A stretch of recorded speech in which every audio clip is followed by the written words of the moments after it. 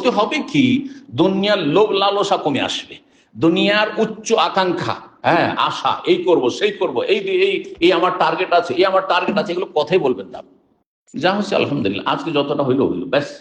যে এই নয় টার্গেট বানিয়ে রেখেছেন না, আমি এখানে 5 বছর থাকবো, 10 বছর থাকবো, এই করব সেই করব, এই গ্রামে আছি, এই শহরে বাড়ি করবো, তো এই করবো সেই করবো, এই একটা বিজনেস কমার্শিয়াল সেন্টার করব, আর এই ছেলে মেয়েদেরকে এই করবো, না না কিছুই না।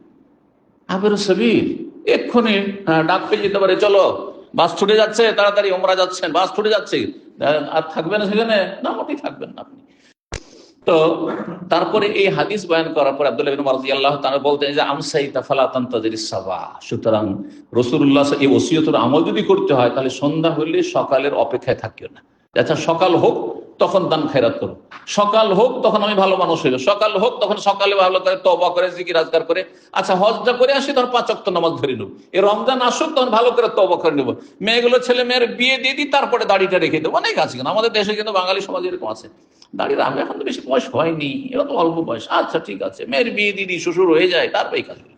আরে ভাই সময় আছে, এক্ষুনি ডাক হয়ে যেতে পারে। ঠিক